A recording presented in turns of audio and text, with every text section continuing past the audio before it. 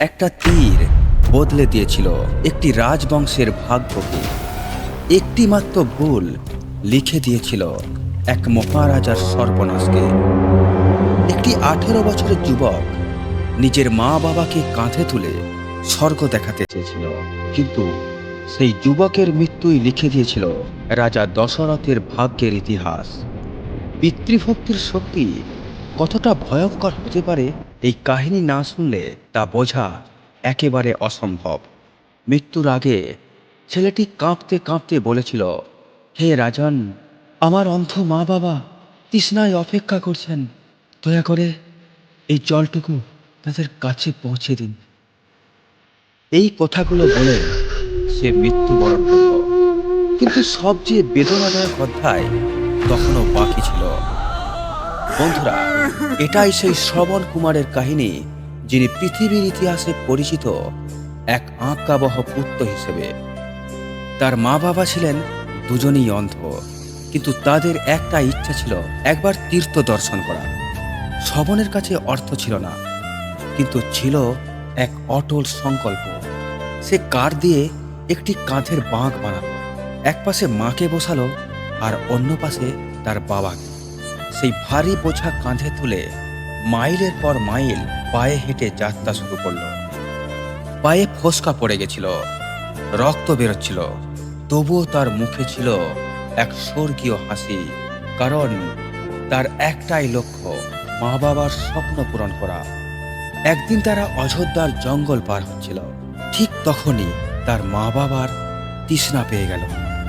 শ্রবণ কুমার বলল, তোমরা এখানেই অপেক্ষা করো, আমি এক্ষুনি জল নিয়ে আসছি। ঠিক সেই সময় রাজা দশরথ সেই জঙ্গলেই শিকার করছিলেন। তিনি ছিলেন শব্দবেদী ধনুর্ধর। কেবল শব্দ শুনেই তিনি লক্ষ্যবস্তুতে আঘাত করতে পারতেন, কিন্তু সেই দক্ষতায় তার সর্বনাশের কারণ হয়ে দাঁড়াল। এদিকে শ্রবণ কুমার নদীতে জল ভরছিল। জলের শব্দ শুনে দশরথ ভাবলেন হয়তো কোনো পশু জল পান করছে, আর না দেখেই ছুঁড়ে দিলেন এক মারাত্মক তীর।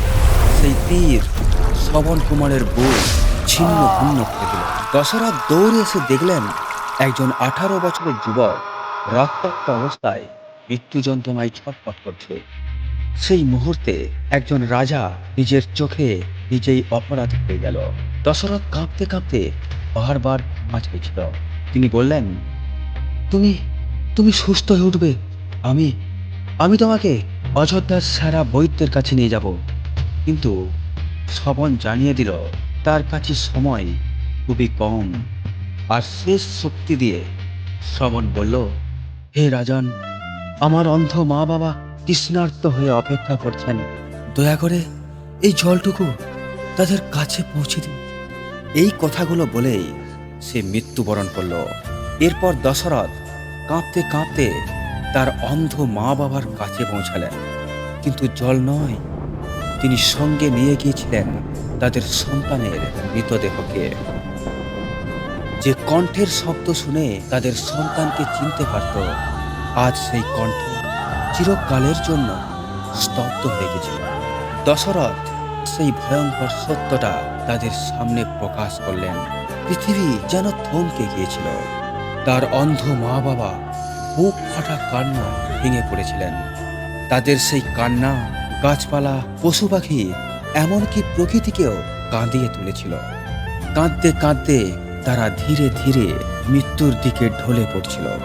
কিন্তু মৃত্যুর আগে তারা দশরথকে অভিশাপ দিল, যেভাবে আমরা পুত্র শোকে ছটফট করছি, ঠিক সেভাবেই তুমিও একদিন পুত্র শোকে ছটফট করতে করতে মৃত্যুবরণ করবে।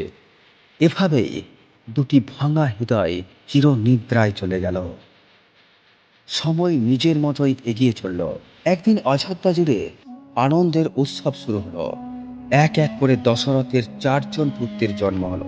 দেখতে দেখতে তারাও বড় হয়ে উঠল, কিন্তু সেই অভিশাপ নীরবে অপেক্ষা করছে। একদিন অযোধ্যার রাজপ্রাসাদে ঘটে গেল এক হৃদয় বিদারক ঘটনা। রাজা দশরথের প্রিয় পুত্র রামচন্দ্র বনবাসে যাচ্ছিলেন। দশরথ তাকে থামাতে চাইলেন, কিন্তু রাম ধর্মের পথে অবিচল ছিলেন। তাই রামকে কোনোভাবেই থামানো গেল না। দশরথ উত্তশোকে ভেঙে পড়লেন। আর ঠিক সেই মুহূর্তেই শ্রবণের পিতামাতার অভিশাপ বাস্তবের রূপ নিল। রাম রাম বলতে বলতে একসময় রাজা দশরথ প্রাণ ত্যাগ করলেন। এভাবেই একটি ভুল একটি রাজবংশের ভাগ্য সম্পূর্ণ বদলে দিয়েছিল। এই কাহিনীর মূল শিক্ষণীয় বিষয়টি হলো পিতৃভক্তি হলো মানুষের আসল পরিচয়। তাই শ্রবণ কুমার এই পৃথিবীতে আজও অমর হয়ে আছেন। একটি মাত্র ভুল সারা জীবনের জন্য অভিশাপ হয়ে দাঁড়াতে পারে। কর্মের ফল একদিন না একদিন সবাইকেই ভোগ করতে হয়। তিনি ভগবান রামের পিতা হন অথবা অন্য কেউ। বন্ধুরা, ভিডিওটি ভালো লাগলে একটি লাইক করুন, আর এই ধরনের আরও কাহিনী শুনতে আমাদের চ্যানেলটিকে সাবস্ক্রাইব করুন এবং কমেন্ট বক্সে লিখতে যেন ভুলবেন না জয় শ্রীরাম।